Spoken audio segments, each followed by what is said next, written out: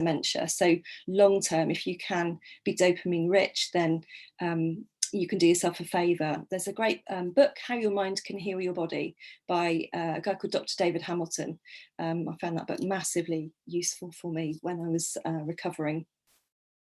So the other thing with body is just thinking about really good food, really nutritious food. So eating the rainbow, there's a scientific research paper that says if you can eat rainbow coloured fruit and veg, then you get all the vitamins, minerals and source elements that you need for staying well.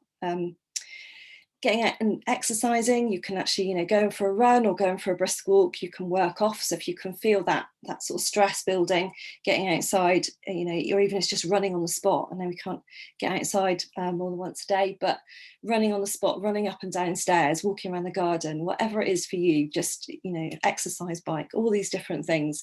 We're having to be really creative right now. There's so many online classes that we can do as well. And then sleep. If you're finding that you're struggling to sleep, then the 10 good things before bed is really good. But again, think about a kid's routine. We give them a warm bath and a bottle of milk and maybe a story and dim lights and everything's relaxed. Well, if you're watching the news and constantly chatting to people and on social media, and then you flick the light out and expect to sleep, then you're probably going to struggle. So think about removing as much tech as you possibly can, maybe have a tech-free hour or just watch something really lighthearted and fun and easy on TV, read a book, maybe have a bath or warm shower, and just think about getting into that relaxed state. And again, there are some great sleep apps as well. There's Rain is my absolute favourite. I share it. Barry's probably heard me talk about it 100 times because it's just thunderstorms or rain on a tent. You can pick these natural sounds and it's kind of white noise. And so if you listen to it often enough, your brain will tell you, oh, there's that thing I use when I sleep. And so you can get a sleep habit going. Sleep hygiene is really important. And if you aren't sleeping, then feel free to get in touch. And I've got lots more to share, but I don't want to run over time today. So moving on to spirit then. Spirit for us is all about our community, sense of belonging, creativity as well. So actually right now, in a stressful world, when we're really stressed, we actually stop being creative. And when we're really stressed, we also remove ourselves and isolate from other people even more than we're doing now. And when we're stressed as well, we get into that survival instinct. So we think about right now. So what do I need in this very moment? And it's all about I when we're really stressed, because it is our survival instinct. Whereas when we're calm and relaxed, we can think about the broader picture and the wider world around us. And so if you can get into that relaxed and calm place, then you'll be doing yourself a favour, but also changing habits. So if anyone wants to just cross their arms for a minute and just think about how comfortable that feels, and then think about crossing them the other way, because I don't know about anyone else, but that just feels wrong. And it's not wrong, it's just that the neural pathways in my brain like my arms to fold this way because that's what I've always done. And so we get used to routines, the route we go to work, the things we do in the office. And so right now, most of our routines have been massively disrupted. And so we go from a comfort zone from where we know into this discomfort zone, so this landscape that we're unable to plot. So that can really stop us being creative. And as I say, if you're in dinosaur brain rather than the frontal cortex, you'll struggle to find those new solutions. So early part of last week, I found it quite hard to settle into that routine at home, even though I have a home office and everything I need. I just found it was really difficult to think about the things that I needed to do in the longer term. I could only really think about really short-term things. So it's about really sort of varying that schedule, getting into good habits, making sure, maybe you have a playlist of some really good music to get you into a really good mood, have that self-care, catch up on sleep. And then you may find that you are more creative and you are able to think about other people, think about the people in your teams and the wider community and how can I help? Because when we're really stressed, our vision just goes really, really narrow.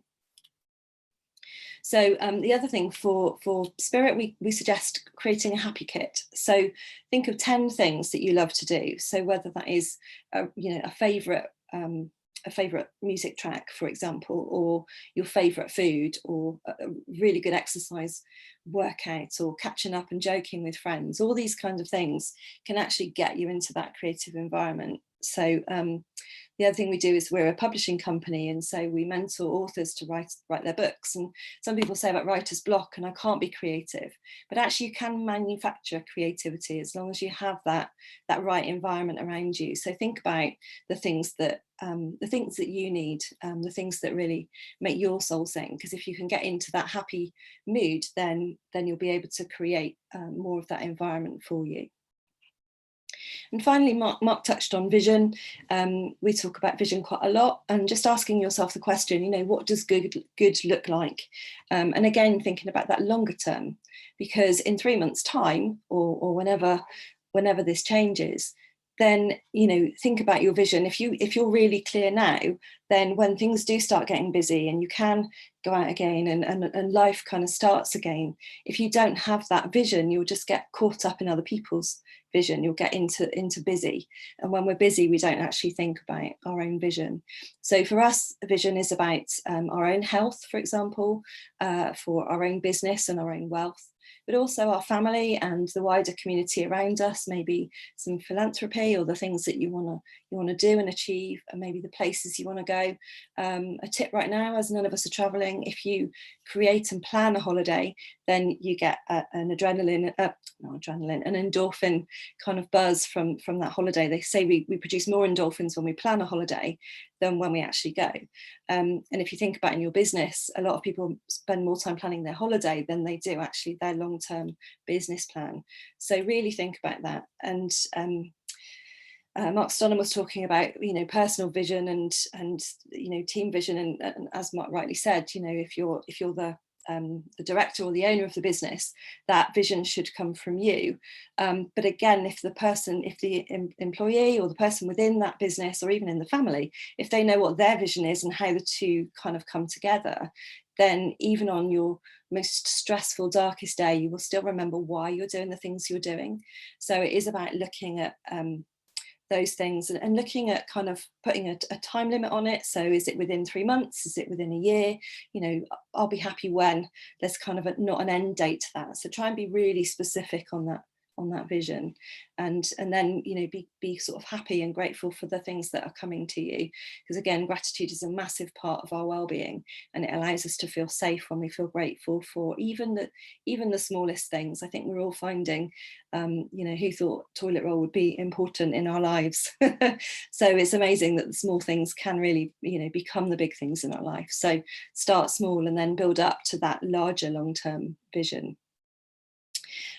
So I think that's it. I mentioned some apps. Like I said, there's Rain, there's Insight Timer, and the Calm app. There's an app called Dailyo. So sometimes if we're trying to build these routines, we actually need to build the elements into our world that works for that. And there's another one called Productive, where you can schedule in the things that you find important through the day, whether that's exercise or even making your bed, because that can give us a real massive kind of mindset shift. So yes, I just realised I got so empowered. So into my slides, I didn't actually click through. But what I can do, Barry, is actually share. There we go. That's obviously me doing a nice little pose there. But I'll just flick to the last slide, just in case you need contact details. But there we go.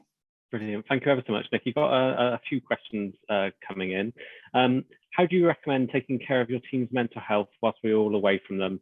And obviously in this very difficult time, a lot of managers and business owners obviously feel a great responsibility for their team. What can you recommend? Yeah, so as a company, we've put up some resources.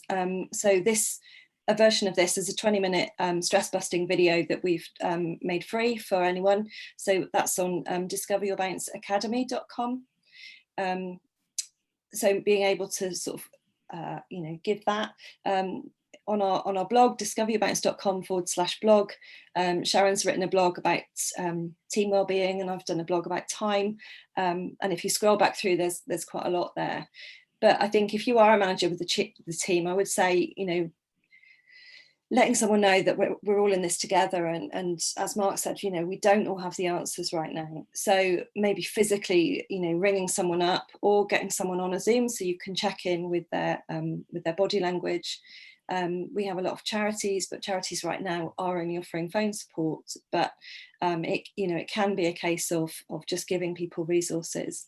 But that mental health, those mantras, meditations, all those kind of things. And I think as a leader, the best thing you can show is how you're dealing with your stress.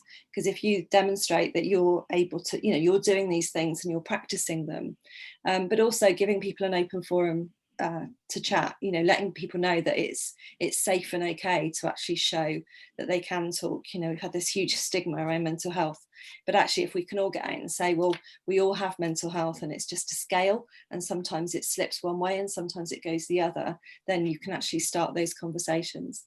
Definitely. So I suppose an extension to that, if you're talking to someone, coaching someone over something like Zoom, so it's great that you got that face-to-face. Mark mentioned that was really important.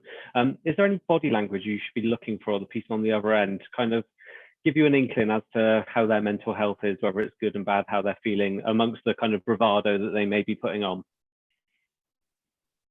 Yeah, I think, like you say, being on Zoom, you can look, you can see if someone's, you know, obviously dressed for work rather than their pajamas is always a good start. But also if people start crossing arms, crossing legs, it can be very protective. They can kind of be, you know, and very fidgety. You'll hear their breathing. If people are really stressed, they can't deep breathe. They can't breathe down into their belly. So you will have probably heard, as I, you know, at the beginning, I was kind of breathing quite rapidly, but you can see that it's almost like a wired, you know, like a wired look. But it can go the other way, but, you know, someone looking very dejected, round shoulders, head down, chin in. That can be the body language of someone who's really struggling. But yeah, just always don't be afraid to ask. Just ask, you know, is everything okay? I did a suicide prevention, like the suicide first aid course. And the worst thing that can happen if you ask someone if they're struggling is they'll think you care. Well, I think that's okay, really. So don't be afraid to say, is everything okay? I'm worried about you, and I can give you some time to talk. Thank you. So another question there. Anthony says, I usually have a journey from the office to home that enables me to sort the stress out from the day before I get home. Have you any recommendations regarding how to achieve this whilst working from home? Yeah, so quite often we do process quite a lot in that commute. So one of the things that I would recommend is at the end of your day, when you shut down your computer, be very clear on your list that you've got for the following day. So, you know, check the most important things and actually write a list of maybe the top 3 things. You know, you don't want to get overwhelmed with a massive list. And if you do have 62 things on a list, that's okay, but just pick the 3 most important and put that on your priority list for the front. So you're never overwhelmed by all that. You've just got those 3 things. The brain likes smaller numbers, it gets overwhelmed. But also if you do have any emails, it's better to stay in your home office and answer emails and just finish that day, rather than maybe switching off your laptop and taking your phone with you to actually then, have your phone when you're supposed to be talking to your family. Sometimes we used to listen to really good playlists in the car on the way home, or maybe have that playlist going for the last half an hour of your work if you're able to do that, and just try and have some kind of shift, or do time that you can, get out in the garden for 5-10 minutes before you kind of walk back into the house. But yeah, it's tricky. So Mark Sonham says, any tips to help someone else to see fewer stressful situations? Supporting them may encourage it, and blocking them may not be helpful. Yeah, that can be a tricky one, and because the thing is, we can't pretend that everything's okay because clearly everything isn't. But the language we choose to use can have a massive impact. And I have a family member that gets very stressed and very anxious. And so I say, well, I choose to see things like this, or I choose to believe. And so I try and just use that to, again, by best practice. Depends how well you know that person as to whether you can reduce change the subject and get that person on to something positive. Or just, sometimes we start any meeting with, tell me what's good, because then that frames that someone has to actually, and so getting someone to, even on a stressful day, they might not get to 10 good things, but even if they can think of one good thing, but it's just a case of little and often. And as Mark said, as Mark Terrell said, you can't change someone else, but it may well be that right now you need to reduce the time that you're with that person and make it a very specific, and you do something positive after, before and afterwards. But yeah, I'll try and think of any more tips and contact Mark if I think of anything else. Yeah, interesting person that just came in on the chat there. Nikki and Mark will have seen, but I kicked him out quite quickly. So thank you ever so much, Nikki and Mark, for today. We've got a number of work for home talks planned over the next few weeks. First of all, we've got Simon Tyler next week, and we also have Fenella Hemus. So highly recommend you sign up for those. I'll also send out some communication. Those that have found this useful today, really appreciate if you could share that. And thank you ever so much for joining. Thank you ever so much, Mark and Nikki. Cheers. You're welcome.